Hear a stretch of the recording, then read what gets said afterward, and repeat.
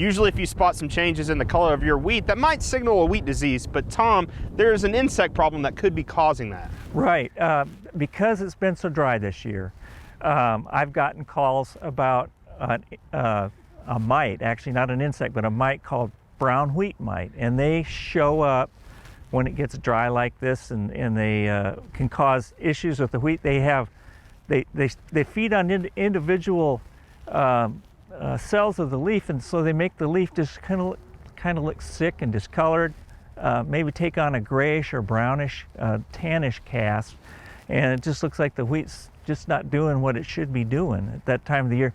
But when it's so dry, sometimes people mistake it for, well, it's a drought stress or it's some kind of disease, but if they go out in the field and check, they might see that they have a brown wheat mite problem. So first, let's just jump right in. How can you check to see if you have a brown wheat mite problem? What I usually suggest is to get a piece of white paper, and on a windy day like this, you want to keep it so it's not blowing around, but you can just go out in your field and set it down like this and just tap. And if they're, before they blow away, if you start seeing a bunch of them crawling around on the, that tells you have a problem. Now the bad news is, if you have a lot of them, we don't have a threshold, so it's just, if you got a lot of them and the wheat's looking sick, that's when we suggest you treat. Okay, so let's start off, how do we treat? Well, there's some good news and bad news about brown wheat mite. The good news is it doesn't show up every year. The bad news is we've actually looked at evaluating some products up in Goltry and down in Walters this year, and the initial results are that nothing works great. We've lost one of our probably most effective tools, chlorpyrifos. It's no longer no longer be able to use it in any of our food crops. So what we've got left that actually has brown wheat mite on the label is dimethoate. And then we have a lot of pyrethroids that don't list mites on the label, but they're registered for use in wheat, so we wanted to see how they held up against dimethoate.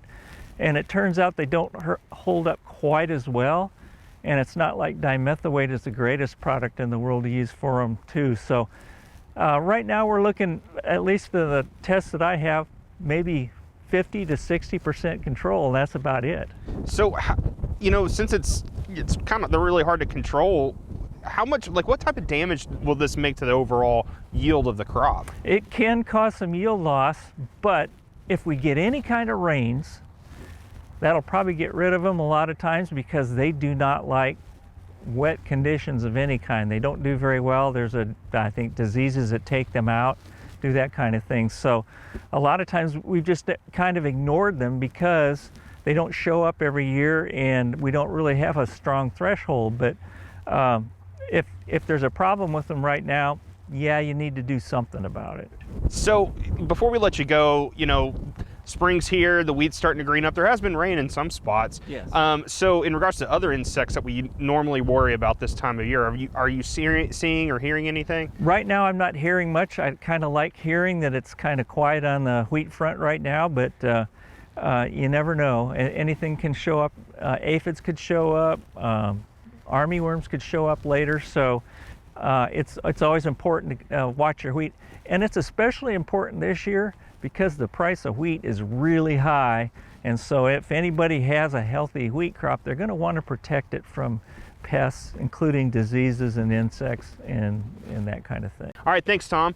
Tom Royer, Extension entomologist here at Oklahoma State University, and if you'd like some information for what he talked about, go to our website, sunup.okstate.edu.